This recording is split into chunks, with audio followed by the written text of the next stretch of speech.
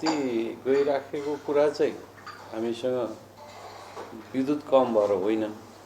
हामी के चाहन्छौँ भने सुरक्षित र भरपर्दो विद्युत उपभोक्ताहरूले प्राप्त गर्न सकुन् भन्ने हामी चाहन्छौँ। त्यसकारणले बाहिर बजारमा हल्ला गरिए जस्तो विषय होइन। अब यो हावाहुरीका कारण, चट्याङका कारण काहीँ अवरुद्ध हुन पुग्ने र त्यसका कारण चाहिँ केही समय बत्ती रोकिने विषय हो।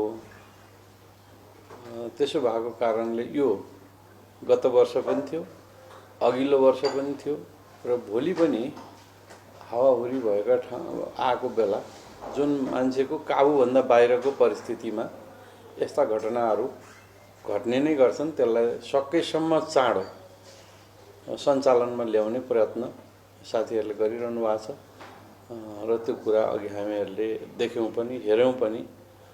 र यो कृत्रिम कुराहरू प्रचार प्रसार गरिएको पाइन्छ, त्यस्तो चाहिँ अवस्था छैन। अहिले पनि तपाईँहरूले देखिहाल्नुभयो नि, सबै साथीहरूले देख्नुभयो। हामीले अहिले आयात गरेका छैनौँ, हाम्रो विद्युत बढी भइराखेको छ।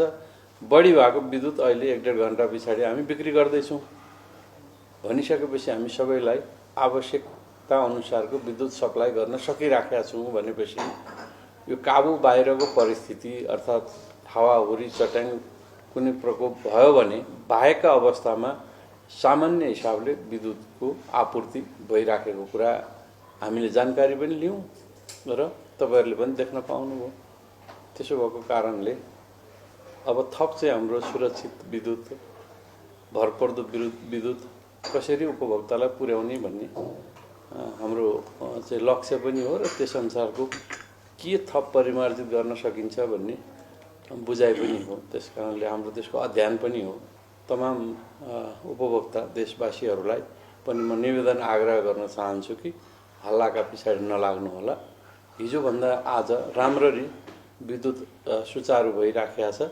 यो अघि मैले भने दैविक प्रकोपका कारण बाहेक अर्थात् मान्छेको तत्कालै गर्न सक्ने काबुभन्दा बाहिरको अवस्था बाहेक सुचारू भइराखेको कुरा म सबैप्रति आग्रह गर्न चाहन्छु।